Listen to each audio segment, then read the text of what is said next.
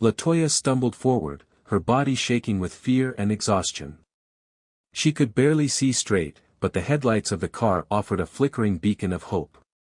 As they neared the vehicle, Marcus's voice came out in a strained whisper. "Get in. Now." Latoya reached for the car door, but her hand was trembling. Something felt wrong. The growls from the forest had stopped, but there was an unnatural silence that filled the air. Her heart pounded as she glanced back over her shoulder. Standing at the edge of the trees was the figure, no longer concealed by the darkness. It was tall, unnaturally tall, with long limbs that seemed to stretch and bend in ways that made no sense. Its face was a blur, as if it wasn't quite human. The figure watched them without moving, its presence hanging in the air like a suffocating fog. "We can't stay here," Marcus said urgently, pulling Latoya into the car. He slammed the door behind them, and the engine roared to life. The car lurched forward, the tires screeching as they sped away from the forest. But even as they drove, Latoya couldn't shake the feeling that something was following them. The headlights illuminated the road ahead, but the woods on either side remained shrouded in darkness, as though the forest itself had become a living, breathing entity. "What was that thing?" Amara asked, her voice trembling. "I don't know," Marcus replied, his grip tight on the steering wheel. "But whatever it is, it's not natural. It's part of this place, the Midnight Hollow." Latoya turned to him, confusion furrowing her brow. "The Midnight Hollow? What do you mean?" Marcus's eyes were wide with fear, his voice hoarse. "It's a legend. A curse that's been passed down for generations. The forest doesn't let anyone leave once they've come in. It's alive. It feeds off fear. That's why the road was so difficult to find, why everything felt wrong." Latoya stared at him, trying to process his words. "But we're leaving now. We're okay, right?" He didn't answer right away. Instead, his eyes flicked nervously to the rearview mirror. "We're not safe yet," he muttered. Latoya felt a knot tighten in her stomach. The words Marcus spoke settled heavily over her, like a dark cloud that wouldn't lift. The air in the car was thick with a mixture of fear and disbelief. She wanted to argue, to tell him that it was over, that they had made it out. But something in his eyes told her that they weren't safe, not yet. The road ahead was dark, the headlights barely cutting through the thick shadows of the trees that still seemed to follow them. Latoya glanced back at the rearview mirror, half expecting to see the tall figure standing at the edge of the forest, watching them. But there was nothing. The road stretched out in front of them, an empty ribbon of asphalt that seemed too peaceful to be real. But the unsettling silence was broken when Jamal spoke from the back seat, his voice trembling. "Mom, there's something behind us." Latoya's heart skipped a beat. She whipped her head around, peering through the rear window. Nothing. Just the long stretch of road behind them, swallowed by the darkness. She let out a breath she didn't realize she'd been holding, but the sense of unease didn't fade. It clung to her like a second skin. Marcus's grip on the wheel tightened. He was driving faster now, the engine roaring, the tires screeching as they sped down the winding road. "I don't know how long we have before it finds us again. That thing, it's not just following us. It's waiting." "What do you mean, waiting?" Latoya asked, trying to understand what he was saying. Marcus's eyes flicked to the rearview mirror, his face pale. "It's part of the curse of the Midnight Hollow. It doesn't let you leave unless it's ready. Once you enter, it decides when you can go, and if it's not done with you, it'll never let you go. People who've tried to escape, they're still out there, somewhere in the forest. Lost. Trapped." Latoya's breath caught in her throat. "So what are we supposed to do? How do we get out?" Marcus was silent for a long moment, his eyes darting from the mirror to the road ahead. "There's only one way," he said quietly. "We have to break the curse." Latoya felt the weight of his words like a heavy stone pressing on her chest. "And how do we do that?" she asked, though she was already dreading the answer. Marcus exhaled sharply. There's an old legend about the Midnight Hollow. The only way to break the curse is to face the thing that rules the forest. To confront the entity at the heart of the hollow. What? Latoya's voice was sharp with disbelief. Are you telling me we have to go back in there? Marcus nodded slowly. Yes. We have to go back and destroy it. If we don't, it will keep coming for us. For our family. Until we're all gone. Latoya stared at him in horror. It sounded impossible, insane even. But in her heart, she knew that Marcus wasn't lying. The terror in his eyes told her that he believed every word. She looked at the kids in the back seat, their faces pale with fear. They were all in this together now. There was no turning back. A low, eerie growl echoed through the trees, a sound that sent a chill through Latoya's bones. She glanced out the window, and for a fleeting moment, she thought she saw something move in the shadows. A dark shape, too large to be a person, slithering between the trees. Marcus slammed his foot on the gas pedal. Hold on. The car lurched forward, racing down the road, the growl of the entity growing louder, closer. Latoya's heart pounded as she clutched the seat, her mind spinning with the grim realization of what they had to do. They had no choice. They had to face the creature. They had to find the heart of the Midnight Hollow and destroy it before it destroyed them. But the question gnawed at her, how could they possibly defeat something that was so powerful, so ancient, so filled with malice? Latoya stole a glance at Marcus. His jaw was clenched, his eyes set in grim determination. She could see it in his face, he wasn't just scared. He was desperate. And she knew, deep down, that he was fighting for their lives, for the lives of his family. He wasn't going to let them fall victim to the curse of the Midnight Hollow. There was a sharp turn ahead, and the tires screamed as the car swerved. The headlights illuminated a path that seemed to grow narrower with each passing second. The woods on either side loomed in close, like towering walls of darkness, pressing in around them. Latoya's breath came in ragged gasps. The road ahead was a blur of speed, but she could feel it, the pull of the forest, the weight of its curse drawing them back in. And then, without warning, the car swerved again, as if something had pulled them off course. Latoya screamed as the vehicle spun out of control, the trees rushing toward them with terrifying speed. Latoya's scream was swallowed by the roar of the engine as the car fishtailed violently. Her hands gripped the seat as Marcus fought to regain control of the vehicle. The tires screeched, spinning on the slick road, but the car kept veering off course, drawn to the darkness of the woods. Marcus!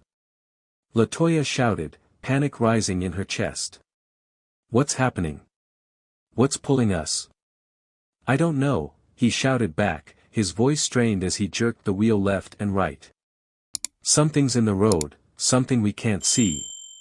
The car lurched again, throwing them all to the side, and then there was a sharp, grinding noise as the wheels hit something solid. For a moment, everything went silent.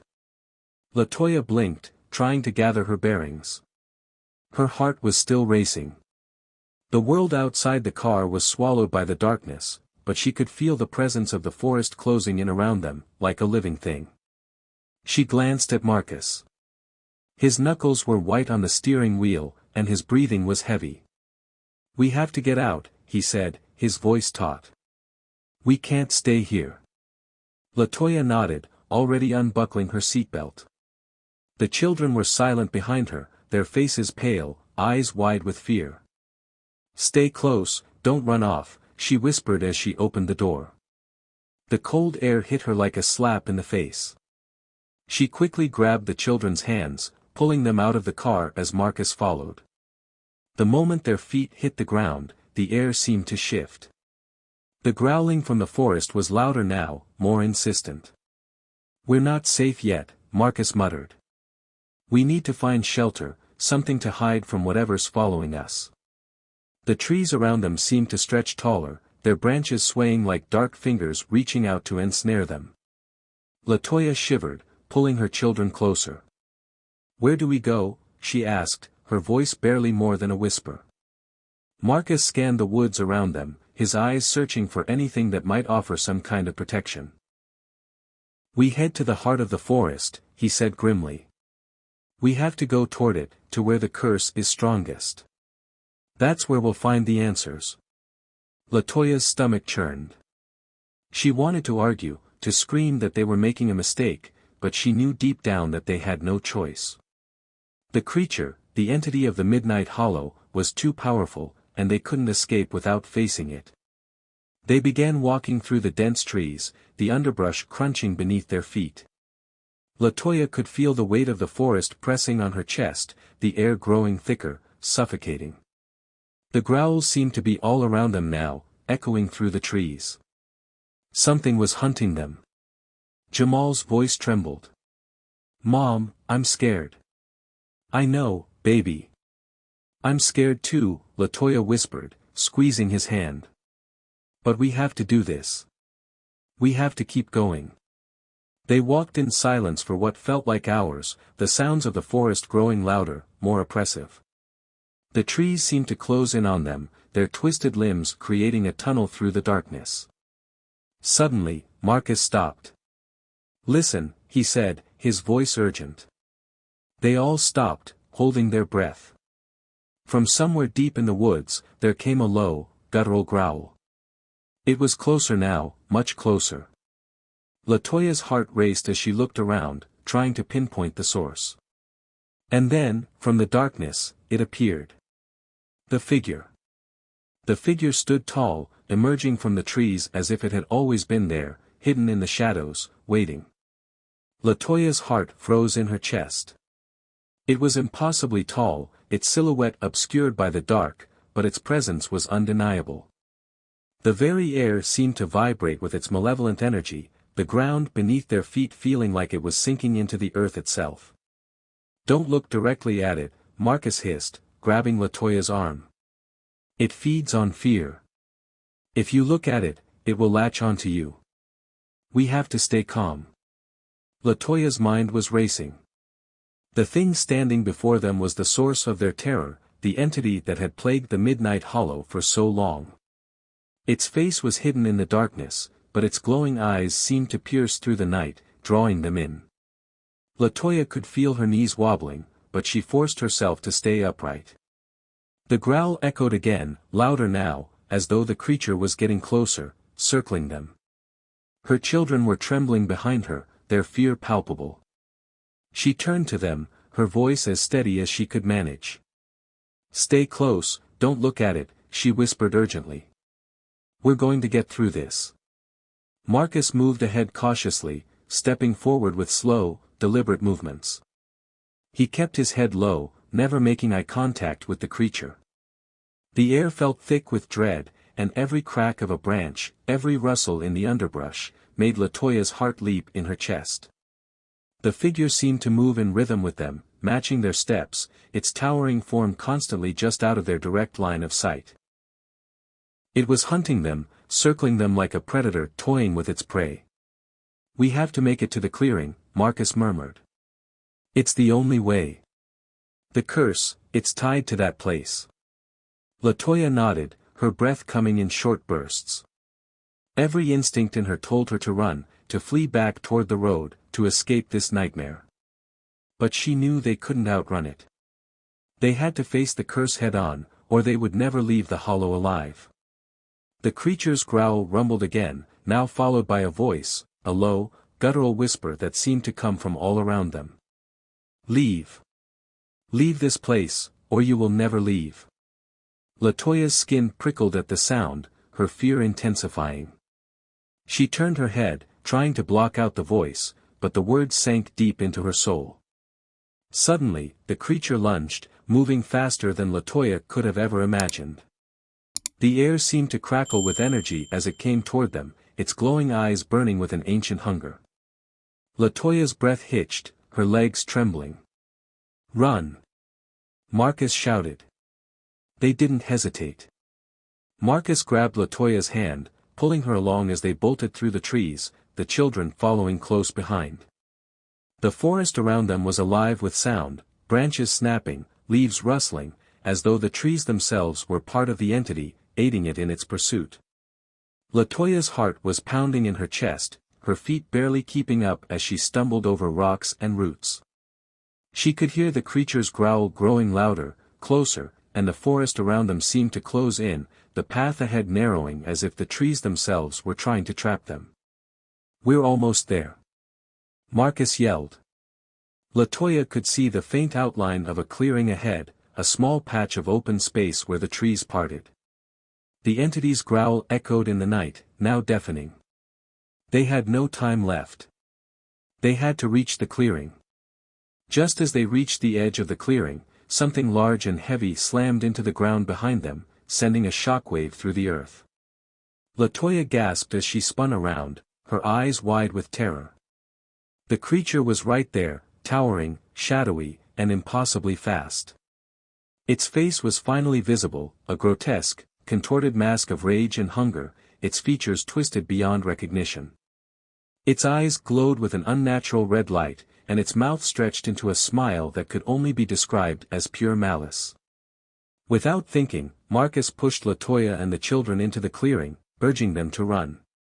But Latoya could barely move, her body frozen in place as the creature advanced. "It's okay, just go," Marcus shouted. "I'll hold it off." Latoya didn't want to leave him, but she knew they didn't have a choice.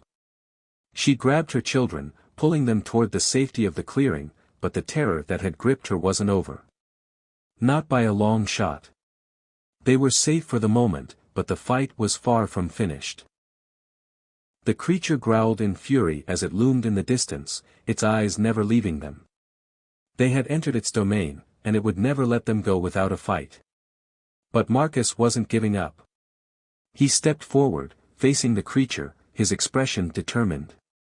Latoya could barely see him now, the dark shadows consuming the space between them, but she could hear the steady rhythm of his breathing. "Run!" Marcus screamed again. "I'll make sure you have time." Latoya hesitated, watching him for a moment. Then, with a shaky breath, she turned and ran with the kids. She couldn't watch anymore. She couldn't bear to think what would happen to Marcus if the creature caught him. But she knew deep down, he was already sacrificing everything. And they were the only chance he had left. The sound of the creature's growl still echoed in Latoya's ears as she and her children ran through the clearing, their steps frantic and heavy, the cold air biting at their skin. The clearing was small, surrounded by thick trees, but it was their only chance. The heart of the forest, the very center of the curse, was in sight. Latoya's mind was a whirlwind of thoughts, too many to process.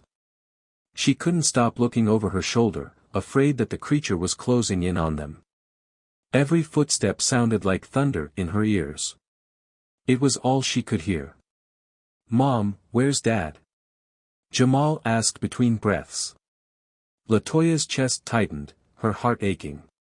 "He's coming. He's going to make sure we're safe."